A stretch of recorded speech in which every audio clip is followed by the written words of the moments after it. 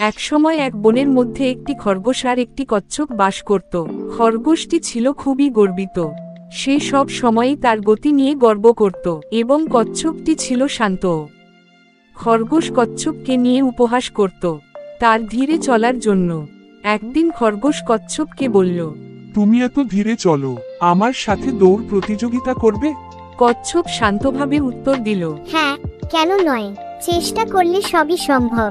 তার ঠিক করল প্রতিযোগিতা করবে। পরের দিন প্রতিযোগিতা শুরু হলো। বনের সব প্রাণী তা দেখতে এলো। শুরুর সিটিতে খরগোশ ঝড়ের গতিতে ছুটল, আর কচ্ছপ ধীরে ধীরে চলতে লাগলো।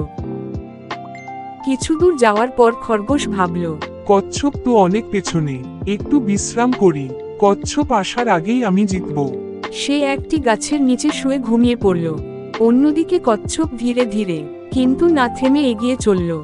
অনেক সময় পরে কচ্ছপ খরগোশকে ঘুমাতে দেখে থামল না, বরং সে তার পথ চালিয়ে গেল। শেষ পর্যন্ত কচ্ছপ পৌঁছে গেল, গন্তব্যে রেখা পার করে গেল। পরক্ষণেই খরগোশের ঘুম ভাঙল আর তাড়াতাড়ি ছুটে গেল। কিন্তু তখন অনেক দেরি হয়ে গেছে। কচ্ছপ আগেই জিতে গেছে।